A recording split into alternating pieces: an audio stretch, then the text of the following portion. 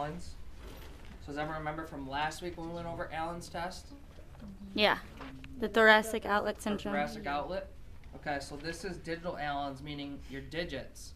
So basically we're looking for a blood occlusion in the digits.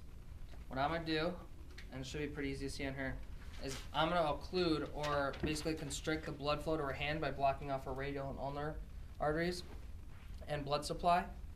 And I'm just going to hold it here, okay? She's going to continue to make a fist and then open and make a fist and open and make a fist and open. And she's going to do that. Till it gets hard. Keep going. To make a fist. And now keep it open. So everyone see how wide her hand is? Now I'm going to let go of one and you'll see the blood rush back in on one side. Cool. And then you can go to the other. So if you don't see that blood flow rush in, or there's areas that remain white where the blood doesn't go, that's going to be your positive sign. Okay? So you just do it above the heart. Positive sign for what? So positive sign for blood occlusion. Oh, blood. Or occluded vessels. Okay? I don't know if you could see that in my video. Okay. Everyone saw that? Anyone want me to do it again? Do it again. I'm going to zoom in. Let's do the other side. Yeah, that's fine. You can do the other one's like, woo.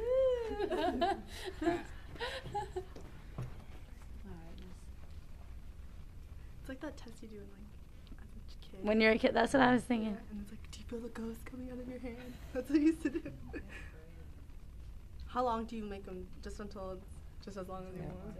All right, keep it open. Ooh. And so you can see, like, I got that. because each one is responsible for different blood flow to different areas, and so you can see where the blood flow fills in for each side. Okay? So you're supposed to do it one at But a time. as long as you see, so you see the blood flow go back in, then you know that there's no blood occlusion. Okay? Okay. All right, so that was digital Allen's. Next one we're going to do is Murpheys. And for Murphy's, all you have them do is you have them make a fist and stick it out. What we're looking at is we're looking at the level of the third metacarpal, okay? If this third metacarpal is equal to or below the second and fourth, okay, then that's going to be a positive sign. So does everyone see how hers is raised above the second and fourth? Mine's pretty almost equal. Yeah? So hers is negative. But if it's equal or below, then that's positive, okay?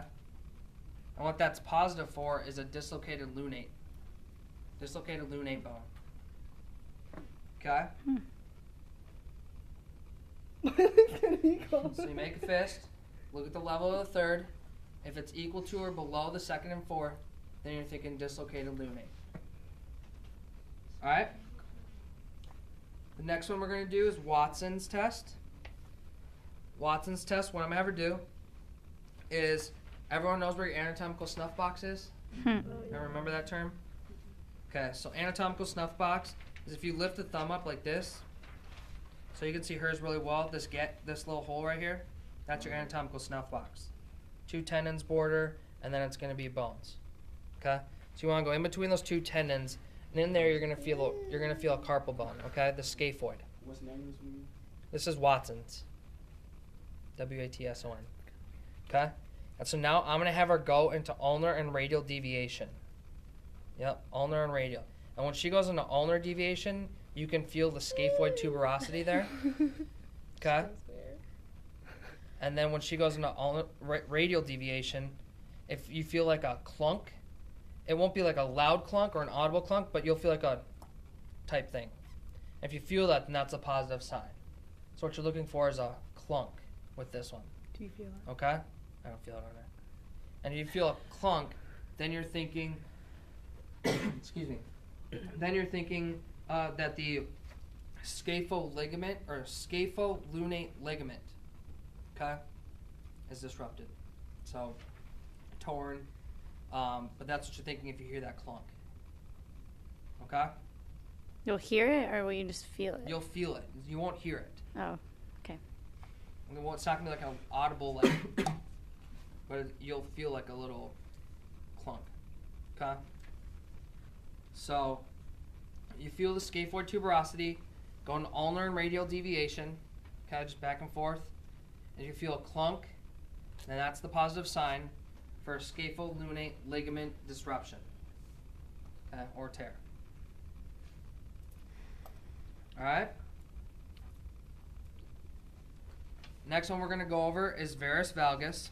Ever remember Varus Valgus of the knee? Okay. Same thing with the elbow. Okay. So you have your radial collateral ligament and your ulnar collateral ligament. Okay. UCL you often see in baseball players. It's when they get the Tommy John surgery. And so what you do is it's the same idea. So with the knee we applied a lateral force or a valgus force, checking that UCL. Okay, so we do it at 0 and then we do it at 30. Okay? Really making sure that we're not internally or externally rotating that shoulder joint. Everyone see how our shoulder joint's externally rotating? Not doing that. I'm keeping basically the humerus still and I'm just rotating, or I'm just stressing that UCL there. Okay?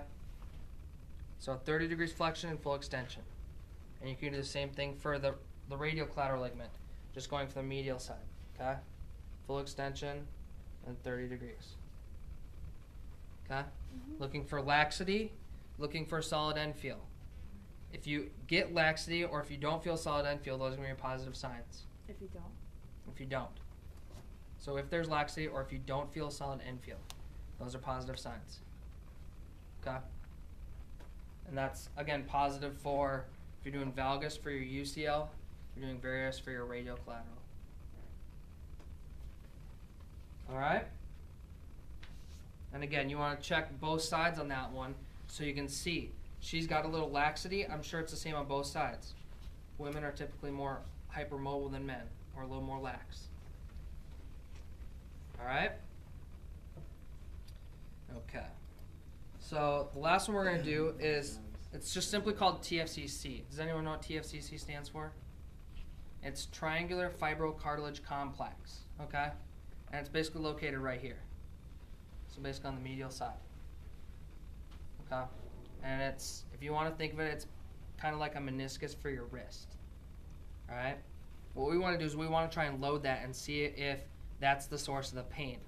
So what I'm going to do with her is I'm going to put her in a supinated position, and I'm going to resist her as she goes into wrist flexion and ulnar deviation, okay? So she's going to come up to wrist flexion and ulnar deviation. She's going to hold her hand there. You can make a fist, might be a little easier.